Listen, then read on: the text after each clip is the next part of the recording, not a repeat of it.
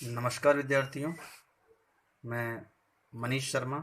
जैसा कि आपके लिए एक नया वीडियो लेकर आया हूँ। आप सभी को पता होगा, जो आपके क्लास 8th की जो सामाजिक की बुक्स हैं वो इस बार बदल चुकी है।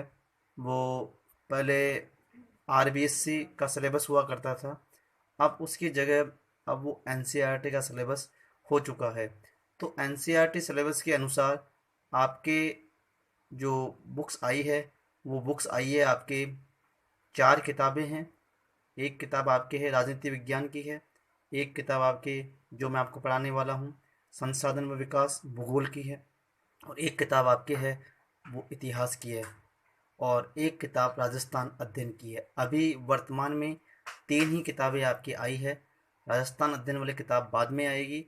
तो विद्यार्थियों, मैं आपको चैप्टर नंबर 1 से जो हमारी एक बुक है संसाधन व विकास, इसको शुरू करने वाला हूँ।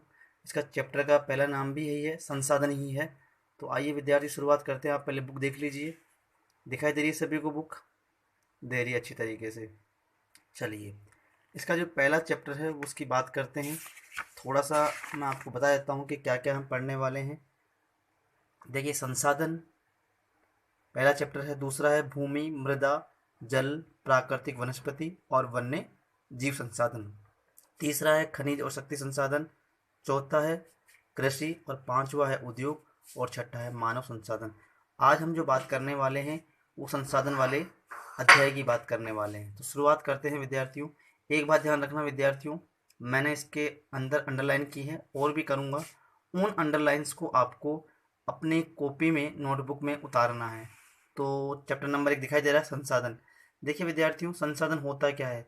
सब जानते हैं संसाधन क्या होता है। वैसे तो जो हमारे काम में आती है वस्तुएं, जैसे कि हमारे काम में बुक्स आती है, पेंसिल आती है, रबड़ आता है, पेन आता है, ये सभी क्या है? संसाधन। कहने का मतलब यहाँ पर ये हुआ कि जो संसाधन है मतलब हमारे जीवन में काम में आने वाले जो सभी प्रकार की वस्तुएं हैं वही क्या है? संसाधन। तो यहाँ छोटे छोटे बातों के द्वारा हमें बताया गया है कि संसाधन क्या है। हालांकि मैंने आपको बता दिया है, फिर भी थोड़ा सा मैं आपको चैप्टर के द्वारा समझा देता हूँ। देखिए, मोना और राजू अपना घर साफ करने में अम्मा की मदद कर रहे थे। इन सभी चीज़ों को देखो, कपड़े, बर्तन, अनाज, कंघा, शहद की बोतल, किताबें, इनमें से प्रत्येक उपयोगी है, आपको ही पता है। तो मोना ने कहा कि इसलिए ये महत्वपूर्ण है। अम्मा ने कहा ये क्या है? संसाधन। जैसे मैंने आपको बताया था ना कि संसाधन क्या है, कि हमारे उपयोग में जो आते हैं, जैसे कपड़े भी आते हैं, बर्तन भी आते हैं, अनाज है, कंघा है, तो ये है संसाधन। संसाधन क्या है? कि राजू बच्चा है, तो अम्मा से राजू ने प्रश्न पूछा। अम्मा ने बताया कि प्रत्येक वस्तु, यहाँ से आपको अंडरलाइन भी करना है, कि प्रत्येक वस्तु जिसका उपयोग आवश्यकताओं को पूरा करने के लिए किया जा सकता है वही क्या है? संसाधन है। अपने चारों ओर देखिए, निरीक्षण कीजिए, मतलब पहचानिए कि आप संसाधनों के विविध प्रकारों को पहचानने में सक्षम होंगे। आप प्यास लगने पर जो जल पीते हैं, आप अपने घर में जिस विद्युत का उपयोग करते हैं, स्कूल से घर पहुंचने के लिए उपयोग किया गया रिक्शा, पाठ्य पुस्तक जिसका उपयोग आप अध्ययन के लिए करते हैं, ये सभी क्या है? संसाधन। यही मैंने आपको बताया था। आपके पिता ने आपके लिए नाश्ता तैयार किया, उन्होंने जिन ताज़ी सब्जियों का उपयोग किया वे सभी एक क्या है? संसाधन है। फिर वही बात है कि कहने का मतलब ये हुआ विद्यार्थियों कि प्रत्येक वस्तु जिसका उपयोग आवश्यकताओं को पूरा करने के लिए किया जा सकता है वही क्या है? संसाधन है। चलिए थोड़ा और देखते हैं आगे। जल विद्युत, रिक्शा, सब्जियां और पाठ्य पुस्तक में कुछ एक जैसा क्या है? उनमें से सभी वस्तुओं का उपयोग आपके द्वारा किया गया हो, इसलिए वे क्या है? उपयोगी है। एक वस्तु अथवा पदार्थ की उपयोगिता अथवा प्रयोज्यता उसे एक संसाधन बनाती है। कहने का मतलब यहाँ ये है कि एक वस्तु अथवा पदार्थ की उपयोगिता, हम जिसका उपयोग करते हैं, मतलब प्रयोज्य, उसका प्रयोग करते हैं, उसे क्या बनाती है? संसाधन बनाती है। जैसे कि आप बुक्स का प्रयोग किस लिए कर रहे हैं? पढ़ने के लिए कर रहे हैं। पेन का प्रयोग किस लिए कर रहे हैं? लिखने के लिए कर रहे हैं। तो ये उनको क्या बनाती है? प्रयोगवान बनाती है। कहने का मतलब ये है कि जो संसाधन होते हैं वो क्या होते हैं? मूल्यवान होते हैं। ठीक है। अब राजू राजू अब ये जानना चाहता था कि कोई भी वस्तु संसाधन कैसे बनती है। राजू ने पहले क्या जाना कि संसाधन क्या है, फिर क्या जाना कि संसाधन कहते कैसे हैं। अब राजू ये पूछ रहा है अपनी अम्मा से कि कोई भी वस्तु संसाधन कैसे बनती है। तो अम्मा ने बच्चों को बताया कि वस्तु उस समय संसाधन बनती है जब उनका कोई मूल्य होता है। इसका प्रयोग अथवा उपयोगिता इसे मूल्य प्रदान करते हैं। सभी संसाधन क्या होते हैं, मूल्यवान। अभी मैंने आपको पहले ही कह दिया था, आप इसको अंडरलाइन करना, इसको लिखना भी है कॉपी के अंदर कि इसका प्रयोग अथवा उपयोगिता इसे मूल्य प्रदान करते हैं। सभी संसाधन क्या होते हैं, मूल्यवान होते हैं। देखिए वैसे तो दो प्रकार के हैं, एक तो आर्थिक हो सकते हैं और एक गैर आर्थिक हो सकते हैं। कहने का मतलब ये हुआ कि जिससे हमें कुछ प्राप्त मतलब पैसे की प्राप्ति हो, वो तो हो गया हमारे लिए आर्थिक, और जिनसे हमें पैसे की प्राप्ति नहीं हो रही है वो हो गया हमारे लिए गैर आर्थिक मतलब गैर मूल्यवान। चलिए यहाँ अंडरलाइन करना आप। मूल्य का अर्थ महत्व होता है। कुछ संसाधनों का आर्थिक मूल्य होता है, यही बात है कि मैंने आपको बताया कि कुछ संसाधनों का आर्थिक मूल्य होता है जबकि कुछ संसाधनों का आर्थिक मूल्य नहीं होता। देखिए उदाहरण के लिए दे भी रखा है कि धातुओं का आर्थिक मूल्य होता है। देखिए आप सोना चांदी तांबा कुछ भी खरीदिए, आपको क्या करेगा, उसका उसका क्या करना पड़ेगा, मूल्य चुकाना पड़ेगा। लेकिन एक मनोरम दृश्य भूदृश्य का आर्थिक मूल्य नहीं होता। जैसे मान लीजिए कोई दृश्य है, वो उसका मूल्य आपको नहीं चुकाना पड़ेगा। परंतु दोनों संसाधन महत्वपूर्ण है। कौन से दोनों, कौन से दोनों कौन से, आर्थिक और गैर आर्थिक, और मनुष्य की आवश्यकताओं को पूरा करते हैं। कहने का मतलब ये हुआ संसाधन दोनों प्रकार के संसाधन हैं, चाहे वो आर्थिक संसाधन हो जिनका मूल्य प्राप्त हो, चाहे वो गैर आर्थिक हो जिनका मूल्य प्राप्त नहीं हो। दोनों संसाधन ही क्या है, मनुष्य के लिए आवश्यक होते हैं। देखिए आगे चलते हैं कि कुछ संसाधन समय के साथ आर्थिक रूप से मूल्यवान हो सकते हैं। देखिए आपकी दादी के घरेलू नुस्खों का आज भी कोई वाणिज्यिक मूल्य नहीं है। आपको पता है, जैसे कि मान लीजिए किसी को खांसी हो गई तो वो मैं क्या बनाते थे, काढ़ा वाड़ा बना के, जैसे कि तुलसी के पत्ते वगैरह लौंग इलायची डाल के जो भी बनाते थे, उसका कोई मूल्य नहीं होता। लेकिन यदि वे पेटेंट करने के उपरांत मेडिकल फर्म द्वारा बेचे तब वे आर्थिक रूप से मूल्यवान हो सकते हैं। कहने का मतलब यह पेटेंट का मतलब यहाँ ये होता है एकाधिकार।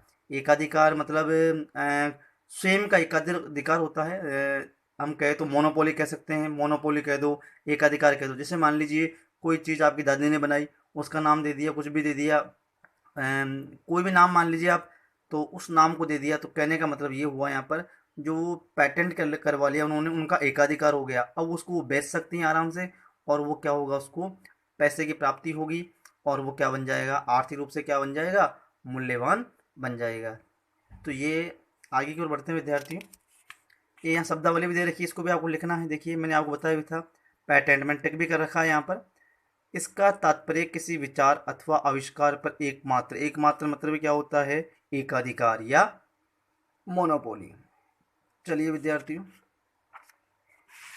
ले चलता हूँ आपको आगे की ओर। एक शब्दावली और आई है हमारे लिए, प्रौद्योगिकी। ये प्रौद्योगिकी क्या होती है, कहने का मतलब ये है विद्यार्थियों, प्रौद्योगिकी होती है किसी कौशल अथवा वस्तु बनाने में नवीनतम ज्ञान का अनुप्रयोग। क्या है, प्रौद्योगिकी। कहने का मतलब ये हुआ यहाँ पर कि जो प्रौद्योगिकी होती है, जैसे कि मान लीजिए आज कंप्यूटर है, इंटरनेट है, ये सब क्या है, मोबाइल्स फ़ोन है, स्मार्टफोन है, ये सब क्या है, प्रौद्योगिकी है। क्यों, क्योंकि इनसे क्या हमें नवीनतम ज्ञान की प्राप्ति हो रही है। आज हम घर बैठे जो डिजिटल शिक्षा पढ़ रहे हैं, मैं आपको भी पढ़ा रहा हूँ, ये भी क्या है, प्रौद्योगिकी है।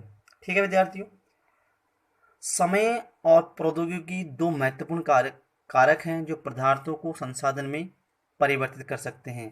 दोनों लोगों की आवश्यकताओं से संबंधित है कि लोग स्वयं ही सबसे महत्वपूर्ण संसाधन है। ये अंडरलाइन कर लेना आप कि जो लोग हैं वो सबसे, जो व्यक्ति हैं, सबसे महत्वपूर्ण संसाधन है। कैसे, देखिए मनुष्य है, मनुष्य के द्वारा कई क्रियाएं की जाती है।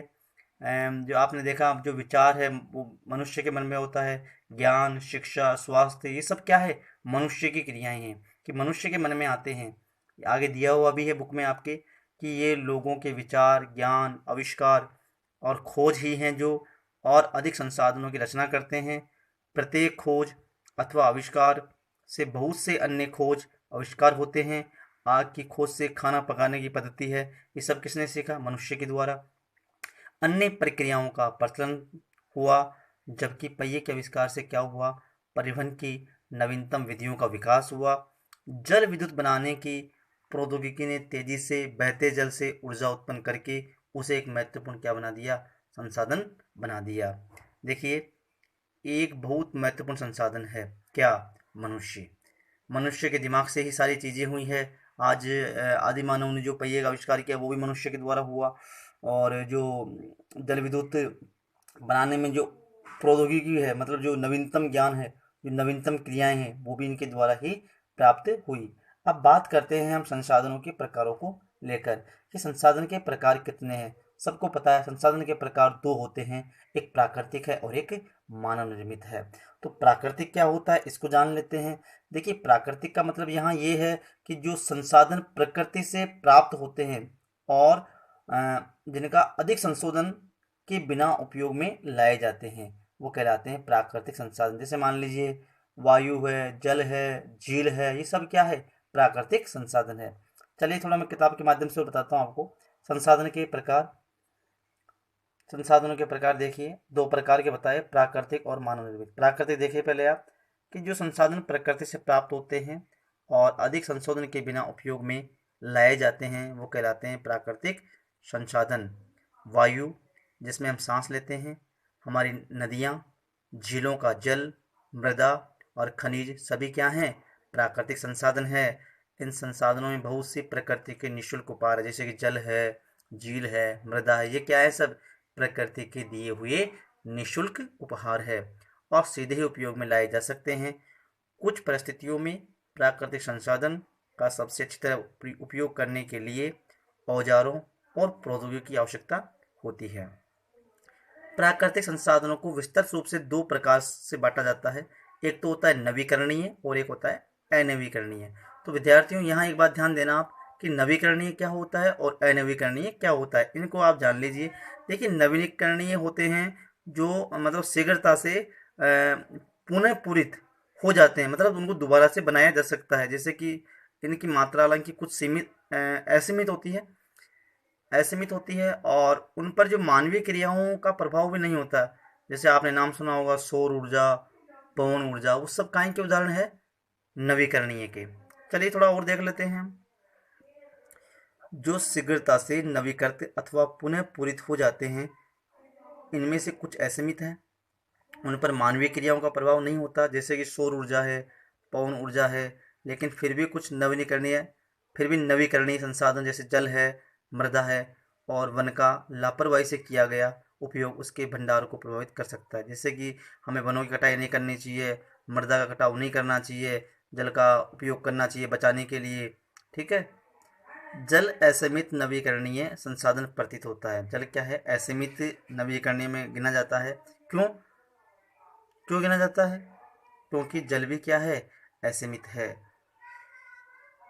फिर भी जल की कमी और प्राकृतिक जल स्रोतों का सूखना आज विश्व के बहुत से भागों में एक बड़ी समस्या है। क्योंकि आपको पता है कि कई कई जगह ऐसी हैं आज भी जहाँ जल नहीं मिल पा रहा है। जल के लिए बड़ी गंभीर समस्या बनी हुई है। आपको पता होगा हमारा प्रदेश राजस्थान भी सूखा प्रदेश काउंट में होता है। पश्चिमी राजस्थान की साइड देखें हम, ये अपने बाड़मेर, जैसलमेर, यहाँ पर बड़ा ही बुरा हाल है। तो जल को हमें भी क्या करना चाहिए, बचाया जाना चाहिए। ऐसा नहीं कि पीने का प्रयोग कम कर दे, पीने का तो पियेंगे, मतलब कहने का मतलब ये है कि इसको मतलब इसका दुरुपयोग नहीं किया जाना चाहिए। अब देखिए आगे बात करते हैं अनवीकरणीय संसाधन, इसका उल्टा हो जाएगा। वहाँ नवीकरण का तो भंडार क्या है, असीमित है, इसका भंडार क्या है, सीमित है। भंडार के एक बार समाप्त होने के बाद उनके नवीकृत अथवा पुनः पूरित होने में हजारों वर्ष लग सकते हैं। ये अवधि मानव जीवन की अवधि से बहुत अधिक है। इस प्रकार के संसाधन क्या कहलाते हैं, अनवीकरणीय कहलाते हैं। जैसे कोयला है, पेट्रोल है तथा प्राकृतिक गैस, इसके क्या है, कुछ उदाहरण है। देखिए कोयला, वैसे आपने पढ़ा होगा, बता देता हूँ, वैसे मैं आपको साइंस में भी आता है आपके। कोयला चार प्रकार का होता है, एंथ्रेसाइट है, बिटुमिन्स है, लिग्नाइट है, पीट है। सबसे बढ़िया कोयला क्या होता है, कौन सा होता है सबसे बढ़िया, हाँ, एंथ्रेसाइट का होता है। ठीक है। तो ये क्या है, सब अनवीकरणीय है, मतलब इनकी मात्रा क्या है, सीमित है। कहने का मतलब ये है कि मान लो अगर एक बार समाप्त हो जाए तो उसके बाद इनको दोबारा प्राप्त नहीं किया जा सकता है। प्राकृतिक संसाधनों का वितरण भूभाग, जलवायु, ऊंचाई जैसे अनेक भौतिक कारकों पर निर्भर करता है। पृथ्वी पर इन कारकों में विभिन्नता होने के कारण संसाधनों का क्या है, वितरण असमान है। तो विद्यार्थियों आगे बढ़ते हैं। मानव निर्मित संसाधन, ये सबसे इम्पोर्टेंट लाइन है कि मानव निर्मित संसाधन क्या होते हैं। पहले इससे पहले हम एक शब्दावली देख लेते हैं यहाँ पर कि संसाधन का भंडार, ये उपयोग के लिए कि संसाधन की उपलब्ध मात्रा है। कहने का मतलब ये है कि उपयोग के लिए संसाधन की उपलब्ध मात्रा है। क्या? संसाधन। मानव निर्मित संसाधन, कभी कभी प्राकृतिक पदार्थ तब संसाधन बन जाते हैं जब उनका मूल रूप बदल दिया जाता है। जैसे कि लोहे अयस्क का उस समय तक संसाधन नहीं था जब तक लोगों ने उससे लोहा बनाना नहीं सीखा था। लोग, यहाँ से अंडरलाइन करना, लोग प्राकृतिक संसाधनों का उपयोग पुल, सड़क, मशीन और वाहन बनाने में करते हैं जो मानव निर्मित संसाधन के नाम से जाने जाते हैं। देखिए, पुल किसने बनाया? मानव के द्वारा। सड़क कौन बनाता है? मानव के द्वारा। मशीनों का निर्माण मानव के द्वारा। वाहन, कहने का मतलब ये है मशीन को चलाने में क्या होता है? मानव की आवश्यकता होती है। प्रौद्योगिकी भी एक मानव निर्मित संसाधन, जैसे मैंने आपको बताया था, कंप्यूटर है, टेलीफोन है, मोबाइल है, इंटरनेट है, तो ये सब काहे के हैं? मानव निर्मित संसाधन है। विद्यार्थियों आगे की बात करते हैं कि इसलिए हम लोग जैसे प्राकृतिक संसाधनों का उपयोग करके मानव निर्मित संसाधन बनाते हैं। मोना ने समझाते हुए कहा कि हाँ। राजू ने स्वीकृति में सिर हिलाया कि हाँ, मैं समझ गया हूँ। चलिए, मानव संसाधन, लोग और अधिक संसाधन बनाने के लिए प्रकृति का सबसे अच्छा उपयोग तभी कर सकते हैं जब उनके पास ऐसा करने का क्या होना चाहिए? ज्ञान होना चाहिए, कौशल होना चाहिए, शिक्षा होनी चाहिए, स्वास्थ्य बढ़िया होना चाहिए। ऐसी सारी वस्तुएं होगी तब मानव संसाधन निर्माण में लाया जा सकता है। देखिए, वैसे मानव संसाधन का मतलब ये है कि जो लोगों की संख्या कह सकते हैं, और योग्यता और मानसिक तथा शारीरिक संबंध, मतलब कहने का मतलब ये है कि लोगों की संख्या, उनकी योग्यता के साथ साथ उनका मानसिक और शारीरिक रूप भी क्या होना चाहिए? सही होना चाहिए। तो आगे और देखते हैं हम कि तथा ये थोड़ा सा आगे, हाँ, यहाँ दे रखा है कि सूखे के कारण फसलों का विनाश, क्या मैं इसका समाधान निकाल सकता हूँ? हाँ, क्यों नहीं। ये आ गई बात कि हम सब ज्ञान, शिक्षा और कौशल के कारण संभव हुआ है कि हम इसका समाधान निकाल पाएँ। देखिए, आपके अंदर ज्ञान है, शिक्षा है, तो आप किसी भी मतलब जो कोई भी वस्तु है, किसी भी का आप ज्ञान प्राप्त कर लेंगे, उसके बारे में जान लेंगे कि सूखा क्यों पड़ा, फसलों का विनाश क्यों हुआ। ठीक है विद्यार्थियों, और मैंने आपको बता ही दिया कि मानव संसाधन होता क्या है। क्या होता है कि योग्यता और कौशल, मतलब उसमें कौशल क्या है, कितना उसमें ज्ञान है, और उसका जो शिक्षा है, शारीरिक स्वास्थ्य है और मानसिकता है, वो सही होनी चाहिए। चलिए विद्यार्थियों आगे बढ़ते हैं। प्रौद्योगिकी की बात करें हम कि प्रौद्योगिकी उपलब्ध हो, इसलिए मनुष्य एक विशिष्ट प्रकार का संसाधन है। देखिए, ये आ भी गया कि अतः लोग मानव संसाधन है। शिक्षा और स्वास्थ्य लोगों को क्या है? बहुमूल्य संसाधन बनाने में मदद करती है। देखिए, शिक्षा और स्वास्थ्य का तो बहुत ही इम्पोर्टेंट है हमारे लिए, क्योंकि शिक्षा अच्छी होनी चाहिए। शिक्षा और स्वास्थ्य भी, देखिए, शिक्षा और स्वास्थ्य दो कारक महत्वपूर्ण है, क्योंकि बिना स्वास्थ्य, अगर स्वास्थ्य सही नहीं होगा तो व्यक्ति में दिमाग कहाँ से होगा, ज्ञान की प्राप्ति कहाँ से होगी, शिक्षा कहाँ से मिलेगी। ठीक है विद्यार्थियों, तो ये क्या है हमारे, चाहो तो इनको अंडरलाइन भी कर लेना आप कि शिक्षा और स्वास्थ्य लोगों को बहुमूल्य संसाधन बनाने में मदद करते हैं। अधिक संसाधनों के निर्माण में समर्थ होने के लिए लोगों के कौशल में सुधार करना ही क्या कहलाता है? मानव संसाधन कहलाता है। आप इसको अंडरलाइन करना कि संसाधनों के निर्माण में समर्थ होने के लिए लोगों के कौशल में सुधार करना मानव संसाधन विकास कहलाता है। अब संसाधन संरक्षण, मतलब इनको बचाया कैसे जाए, तो ये थोड़ा सा कहानी के रूप में है। इसको वैसे तो सिंपल सा है कि हम इनका ध्यानपूर्वक प्रयोग करें, उन्हें नवीकरण के लिए समय देना क्या है? संसाधन संरक्षण है। थोड़ा सा जो बुक में दिया उसको देख लेते हैं। मोना ने एक बुरा सपना देखा। उसने देखा कि पृथ्वी पर सारा जल सूख गया, सारे पेड़ कट गए, वहाँ पर न कोई तो छाया थी, न खाने पीने के लिए था। लोग परेशान हो रहे थे, चारों तरफ भोजन और छाया की तलाश में निराश घूम रहे थे। उसने अपनी माँ को सपने के बारे में बताया। उससे पूछा, अम्मा क्या ये सच में हो सकता है? हाँ, अम्मा ने उत्तर दिया। यदि हम नवीकरणीय संसाधनों के प्रति सतर्क नहीं रहेंगे, सतर्क मतलब जागरूक नहीं रहेंगे, तो वह दुर्लभ हो सकते हैं और अनवीकरणीय संसाधन निश्चय ही समाप्त हो जाएंगे। राजू ने पूछा, हम इसके लिए क्या कर सकते हैं? बहुत कुछ, अम्मा ने उत्तर दिया। आप अपने दोस्तों से बात क्यों नहीं करते? ये अंडरलाइन करना। संसाधनों का सतर्कतापूर्वक उपयोग करना ही क्या है, उन्हें नवीकरण के लिए समय देना है क्या है। संसाधन संरक्षण कहने का मतलब यहाँ पर ये हुआ कि हमें संसाधनों का दुरुपयोग नहीं करना चाहिए, पेड़ों की कटाई नहीं करनी चाहिए, जल का बचाव करना चाहिए, जल का दुरुपयोग नहीं करना चाहिए, वायु दूषित नहीं करनी चाहिए। अब यहाँ एक शब्दावली है, सतत पोषणीय विकास मतलब निरंतर विकास। संसाधनों का सावधानी पूर्वक उपयोग ताकि न केवल वर्तमान पीढ़ी मतलब जो पीढ़ी चल रही है, अपितु भावी पीढ़ी की आवश्यकता भी पूरी हो। भावी पीढ़ी मतलब आने वाली जो पीढ़ी है, उस पीढ़ी की आवश्यकताएं भी क्या हो सके, पूरी हो सके। ये कब कब पोषण ये कब पूरा होगा? जब हम संसाधनों का संरक्षण करेंगे, तब जाके ये संभव होगा।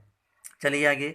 आगे दे भी रखा है, संसाधनों का उपयोग करने की आवश्यकता और भविष्य के लिए उनके संरक्षण में संतुलन बनाए रखना क्या कहलाता है? सतत पोषणीय विकास कहलाता है, मतलब निरंतर पोषण विकास कहलाता है।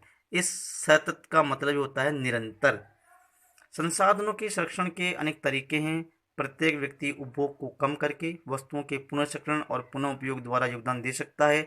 अनंत ये एक विभिन्नता बनाता है, क्योंकि सभी जीवन एक दूसरे से जुड़े हुए हैं। उस शाम बच्चों और उनके मित्रों ने पुराने समाचार पत्रों, व्यर्थ व्यर्थ वस्त्रों, बांस की डंडियों से लिफाफे और खरीदारी के लिए थैले बनाए। मोना ने कहा, हम इन वस्तुओं में से कुछ वस्तुएं उन परिवारों को देंगे जिन्हें हम जानते हैं। मुस्तफ़ा ने कहा, अपने संसाधनों को बचाना और अपनी पृथ्वी को सजीव रखना एक बहुत अच्छा कार्य है।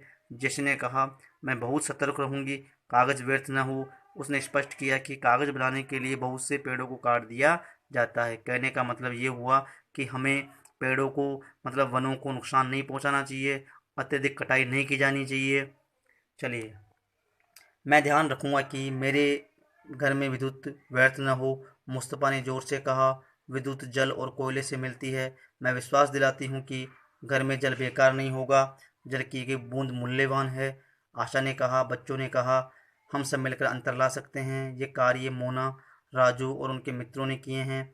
आपका क्या विचार है? आप कैसे संसाधन संरक्षण में मदद करने जा रहे हैं? हमारी पृथ्वी और इस पर निवास करने के लिए लोगों का भविष्य पेड़ पौधों और पारितंत्र सुरक्षा से संरक्षण से जुड़ा है। अब ये सुनिश्चित करना कर्तव्य हो जाएगा कि ये आप 3 पॉइंट याद रखना कि सभी नवीकरणीय संसाधनों के लिए उपयोग क्या है? सतत पोषणीय विकास है। पृथ्वी पर जीवन की विविधता संरक्षित की जाए, मतलब जीवन को बढ़ाया जाए। प्राकृतिक पर्यावरण तंत्र की हानि को कम से कम किया जाए। यहाँ ये आप थोड़ा सा देखना कि कुछ सिद्धांत है कि जीवन के सभी रूपों का आदर और देखभाल करना चाहिए, मानव के जीवन की गुणवत्ता को बढ़ाना, पृथ्वी की जीवन शक्ति और विविधता का संरक्षण करना, प्राकृतिक संसाधनों के ह्रास को कम से कम करना मतलब कमी को कम से कम करना, कम से कम पेड़ों को काटना, पर्यावरण के प्रति व्यक्तिगत व्यवहार और अभ्यास में परिवर्तन करना, समुदायों को अपने पर्यावरण की देखभाल करने योग्य बनाना। तो विद्यार्थियों, संसाधन के बारे में उम्मीद करता हूँ कि चैप्टर आपको समझ में आया होगा। इसमें हमने जो सीखा है वो ये सीखा है कि संसाधन क्या होते हैं, संसाधन कैसे बनते हैं, संसाधनों को कैसे बचाया जा सकता है, और सतत पोषणीय विकास क्या होता है, इनके बारे में हमने जाना। और आप भी इनका जो बताया हम उनका ध्यान रखेंगे, पालन करेंगे। अब इसके कुछ प्रश्न हैं वो आपको करने हैं, किताब की बुक के पीछे हैं। आप अपनी किताब को देखिए, उसमें जो प्रश्न दिए हुए हैं उनको आप हल करने का प्रयास कीजिए।